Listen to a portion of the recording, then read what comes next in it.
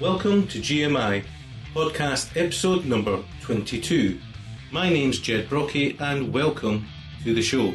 In this episode, you'll hear the second and concluding part of my interview with Wet guitarist Graeme Duffin, who has worked with the Wets for over 33 years, a quite incredible achievement by anyone's standards. In this episode, Graeme will talk about his daughter and son-in-law's band. He'll also talk about his work with the McGuire Foundation, who help people to overcome stammering, which can be such a debilitating condition. If you haven't listened to the first episode, I really would encourage you to listen to episode number 21 before listening to this one.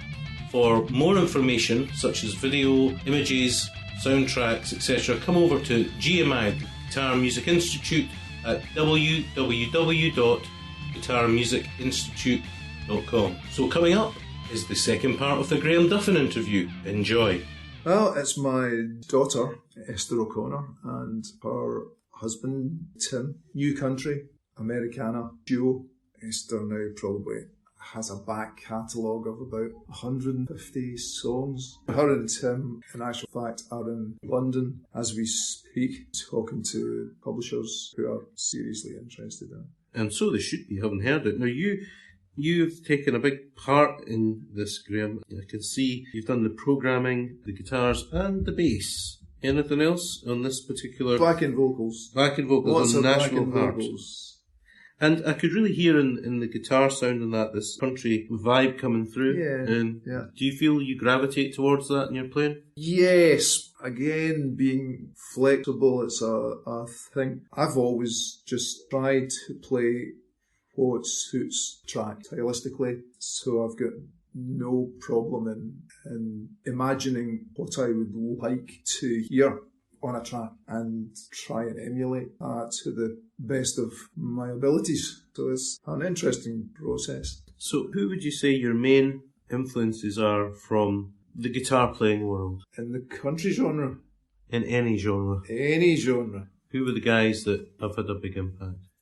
Right back from Hank Marvin to Jan Ackerman from Focus, Steve Howe from Yes in the early days. I was like, how's he doing that? That's a bit clever. And did you sit there with your records in the old I days? sat there with it. Yep. Ruined many's a good vinyl by constantly scratching it and going back over the same bit. How are they doing that? That's something that don't get nowadays, isn't it? No, it's the old days. Remember, you had to fire up to the record player. I know. You just crank the handle up, shovel in the coal. But there's something about that whole process. When I was in my 20s, I was doing this college course. In the third year, there was a 10,000 word dissertation with transcriptions. Mm-hmm. And I remember up until that point, not really understanding jazz phrasing. And just by the constant movement of that needle over forever, which I absolutely hated. Once the whole process was done, I couldn't really put it into words, but I understood that I understood much more intimately jazz phrasing. Yeah. And I think that's a great thing about our generation, in a sense. Probably my two ultimate favourite guitarists are John McLaughlin and Paco de Lucia. I was cut up when Paco dropped of a heart attack. At 66, I think he was. I've heard from folk that John might not be so good either. No, he's retiring. Yes, I heard that. Alzheimer's, I think. Which is funny because it's really weird we should be saying that, because today I looked at something with John McLaughlin on playing at Berkeley with some kids and that. That's right. And you look at all the comments going down, and I knew what was going on. Yeah. And people really... This is the trouble. If I can be an old man for a moment, this is the trouble nowadays. People just speak, and those words are there forever, and they don't know what's going on. Especially with an artist like John McLaughlin, for goodness sakes. Yeah, who was the best ever. Absolutely. So unbelievable player, unbelievable. That the duo gigs of John and Paco. Just breathtaking. Yes. Absolutely breathtaking. I see you're not mentioning the trio gigs with Larry Coryell. Carell's great, but sadly deceased as well. Yeah. Fast Al. Yes. Jamiola. So we've got to the bit in the interview now which everyone's actually just been probably skipping forward I know, to here. come on. Let's talk about guitars. How many guitars do you have, Graeme? Do you know? I don't know. I And need to count them. Some of them are here, some of them are in a store. Right. And do you have a set number of guitars that you take on tour when you're working with the Wets? With the Wets, I would normally take my Red Moon Telecaster. It's a kind of a Les Paul Telecaster hybrid, but it covers most of the sounds that I would use because of the rotary coil tap. Yeah, always important to get that in. Get Strat sounds, Telecaster sounds, humbucker sounds. What did you play on Love Is All Around? I played... Bottleneck slide stuff was done on Graham Clark's Les Paul. It was a black Les Paul with gold humbuckers. Custom, I think it was. I think that's the other guitar, the acoustic guitar part was that Loudon hanging up there. I've had that since 1990. Do you remember how much that cost you?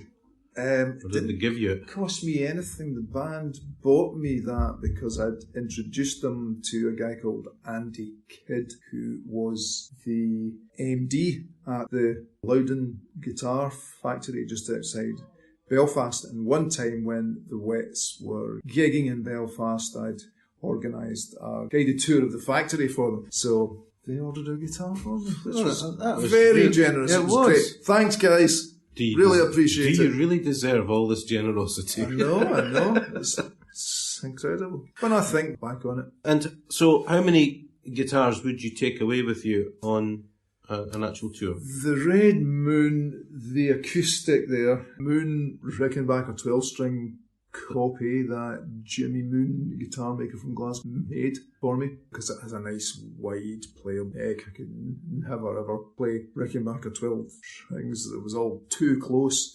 I think you have to be a mandolin player to have any hope of playing that. And I've got my slightly ridiculous but a practical solution to a very real problem of playing open tuning, bottleneck slide and standard tuning at the same time, a double neck. See, you laugh, but it's a slightly ridiculous if very practical answer. You can play double neck on the top. No, it does No, work. the other way around. I can play slide on the bottom neck and standard tuning on the top neck. I actually wanted to end this interview, Graeme, with something that's not musical. You have had to cope with, I hope that's the right way to put it, a stutter. Yes, and definitely. You probably noticed.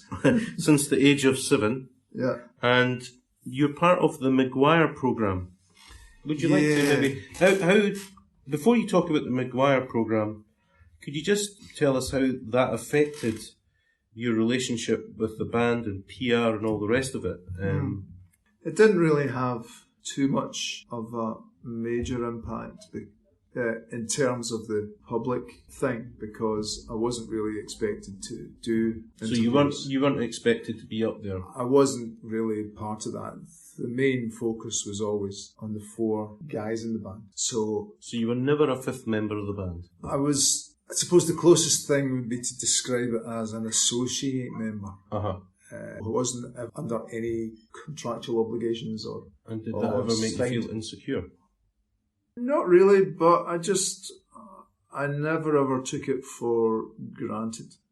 So, and I always really appreciated all the opportunities and every new thing that came along. I was, okay, here's it's somehow it's still going. And did you have to watch your P's and Q's then? Because if you fall out with someone, you could end up out the band. There was somehow an inbuilt mutual respect there. Don't know if it was something to do with the age difference but I don't think I was ever arrogant enough to think these are just young guys.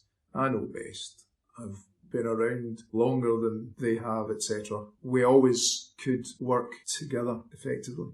I think it's a testament to you that no matter how good a player you are, or anyone is, to last that long with one band as an associate member is quite something. It's extraordinary to have had a career with Wet Wet Wet spanning 33 years. I mean, that's just crazy. It's like you're the longest serving manager in the Scottish Premier Division. So basically, we're getting off the subject. I'm always doing this, but fundamentally, you didn't need to do PR and all the rest of it. Well, we're talking about living with a stutter. Is there another phrase for that other than stutter? Stutter, stammering, that's interchangeable. Yes. Pretty much the same thing.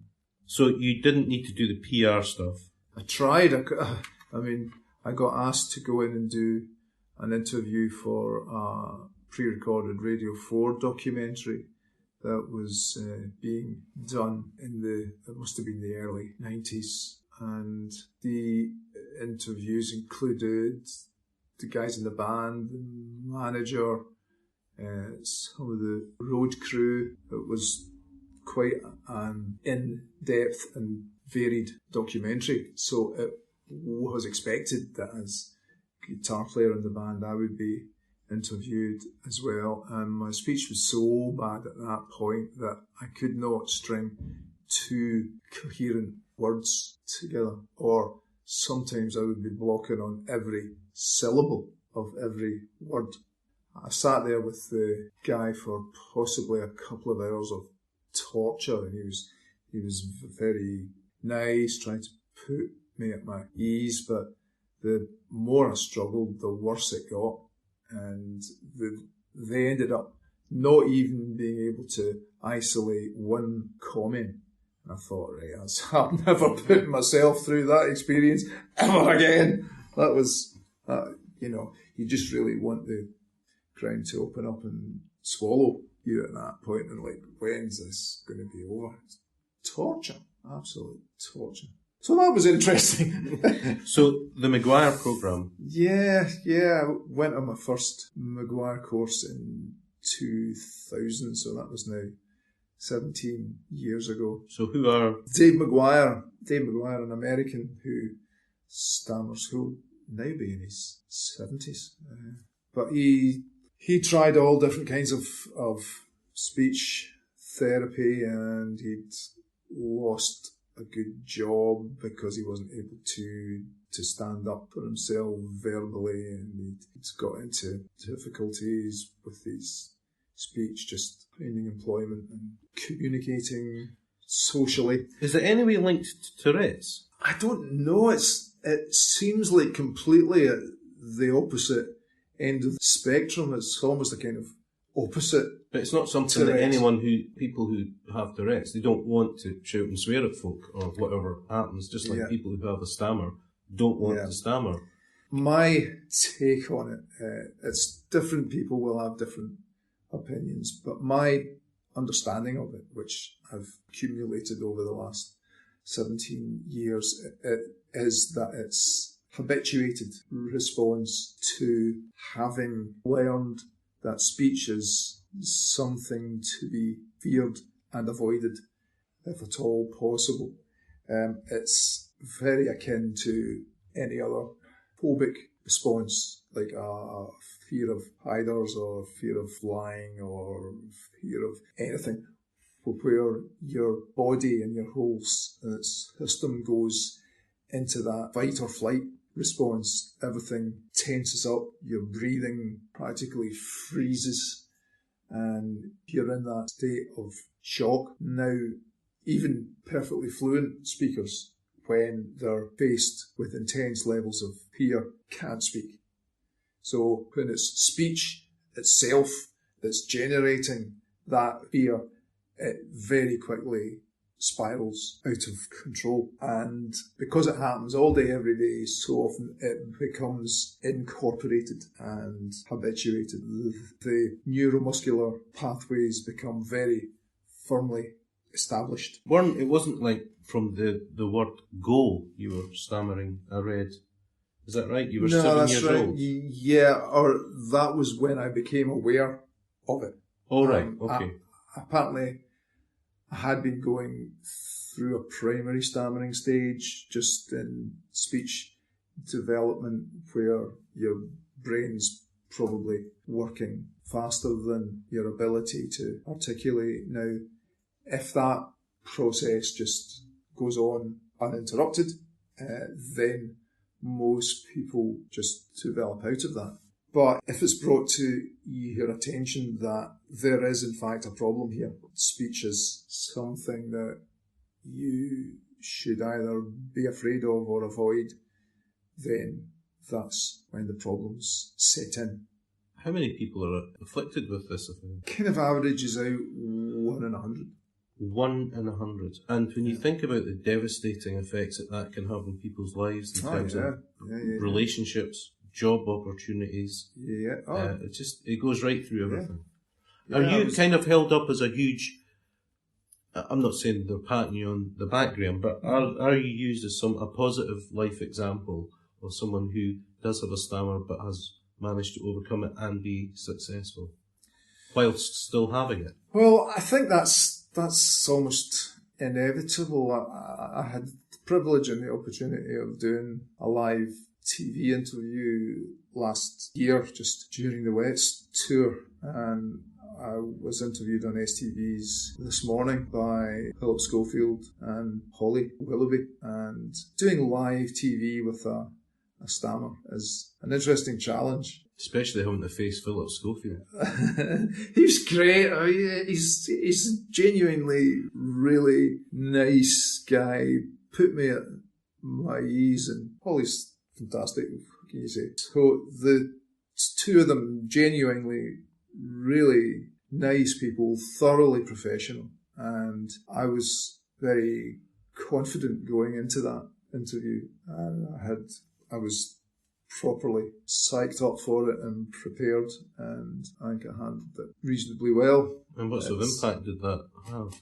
Well, it got a lot of shares on Facebook, YouTube, all the rest of it. I just meant from people who have difficulties in speech coming forward or looking for help or contacting the McGuire program? The McGuire program, yes. I think it certainly highlighted that help is available, and it's not something that you need to be necessarily restricted by, that you can learn to communicate and not be totally frozen up. And how many of these do you go and do speeches to these people? Yeah, the courses themselves are very intensive residential 4-day courses run in hotels. I think there's 8 courses a year in the UK in different places, 4 UK South and 4 UK North. So I haven't been on a course for maybe a year and a half or a couple of years, but it's always interesting being involved because you're thrown right into the situation.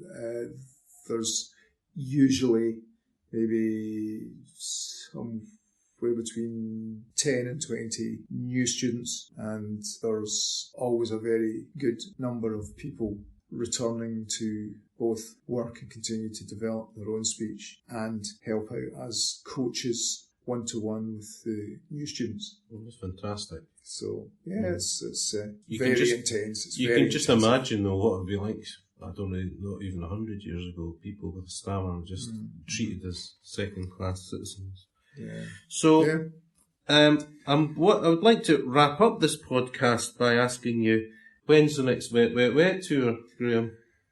Well, there was one planned for next year, which I was really looking forward to, but just the week after our gig in Edinburgh Castle, we actually had 3 gigs. We had Rochester Castle, Hammersmith Apollo and Edinburgh Castle, and then the following week I read in the paper that Marty had left the band. So that was a bit of a blow. No tour next year. You don't think you could do it without Marty? Well, that's a kind of a bit of a, I would say, Probably not, no. Yes. And finally, do you have advice for young guitar players out there getting into the business? There's opportunities, but there's also huge challenges. I know. We don't know where anything's going anymore. No, What would be your advice? I think you do what you have to do in order to become a professional player. What does that mean to you, professional player? Someone that can earn by playing in whatever. Don't be precious about only playing your own original compositions or by saying, I'm never playing in a wedding band because that's for losers or anything like that. Because you can earn very decent money playing in function band if you are great at it and if you market it properly. Which the number of hours you would have to work at a checkout or a shelf stacker, it makes much more sense to try and earn what you can as a player, because you're going to end up, if you go for it with an open mind, you end up being able to pay yourself far more as an hourly rate than you could ever get somebody else to pay you. So that should, in theory, then free up enough time to develop the areas and the things that you are particularly passionate about. In terms of the Ashton Lane project, which my daughter and son-in-law, they support the original material by also performing in a wedding band.